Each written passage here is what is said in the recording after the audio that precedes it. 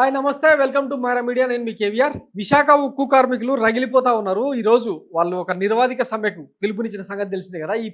ఈ వార్తలు ఈ ఇన్సిడెంట్ ఏ పత్రిక కళ్ళకు కనపడలే, ఏ ఛానల్లో కూడా చూపించే ప్రయత్నం జరగలే.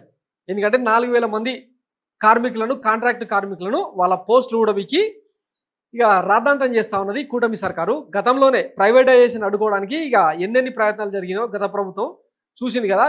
ప్రభుత్వం మారితే విశాఖ ఉక్కును తుక్కుగా మార్చి అమ్మేస్తారు అని చెప్పి ఏవైతే జగన్ మాట్లాడిండో అవి ఇప్పుడు నిజంగా అవుతున్నాయి. అది కళ్ళకు కనపడతా ఉంది. సాక్షాత్తు పార్లమెంట్ నుంచే సమాధానం కూడా వచ్చింది. విశాఖ ప్రైవేటీకరణను ఎవరు ఆపలేరు, దానికి నిర్ణయం జరిగిపోయింది, రాష్ట్ర ప్రభుత్వమే తీర్మానం చేసిందని చెప్పి కూడా కేంద్ర మంత్రి ఒక ఆయన తన లిఖితపూర్వక లేఖలో ఇచ్చిన సంగతి తెలిసిందే కదా.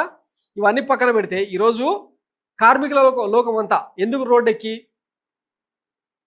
సమ్మెలో పాల్గొంటా ఉంది అంటే వాళ్ళకి ఇష్టమైన జీతాలు, పెండింగ్లో ఉన్న జీతాలు ఏవి కూడా రాలే. కొన్ని నెలల పాటు ఇవ్వకుండా అట్లా హోల్లో పెట్టి కార్మికుల పొట్టగొట్టి వేడుక చూస్తూ ఉందన్నమాట ఈ కూటమి పెద్దలంతా.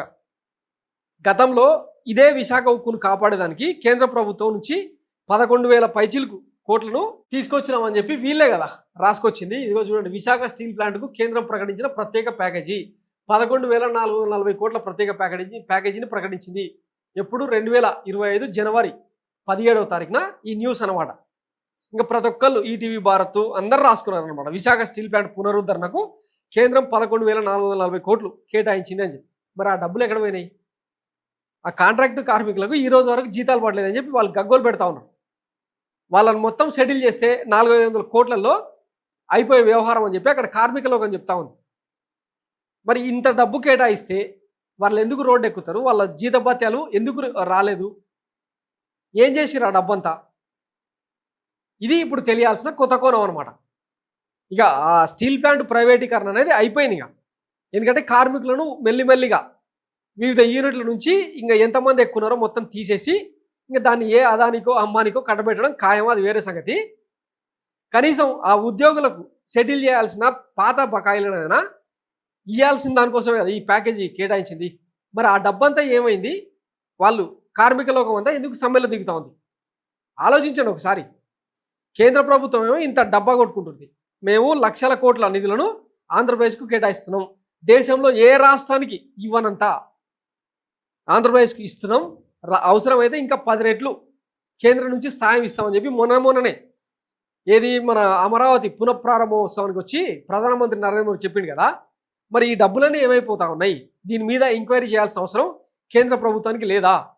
విశాఖ స్టీల్ ప్లాంట్ ఏమైనా రాష్ట్ర పరిధి కాదు కదా, కేంద్ర ప్రభుత్వం పరిధి.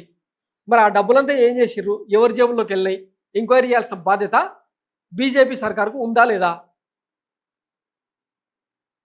సో ఇది అక్కడ జరుగుతున్న తతంగం. దీని మీద మరి ఎట్లాంటి ఏమంటారు నోట్ రిలీజ్ చేస్తారో, ఎట్లాంటి కథనాలను వల్లె వేస్తారో. ఈ పచ్చ మీడియా ఒకటి ఉంటుంది కదా, ఎప్పుడు కూడా చంద్రబాబు గారికి జాకిలు పెట్టి లేపేదానికి ఆయనకి ఏమన్నా దెబ్బ తగులుతుంటే ఆ నొప్పి తెలియకుండా ఏమంటారు తూతు మంత్రం కథనాలు రాసే కుట్రకోణం చేస్తూ ఉంటారు కదా. మరి ఆ పచ్చపత్రికలు ఏం రాస్తారో రేపు వేచి చూద్దాం.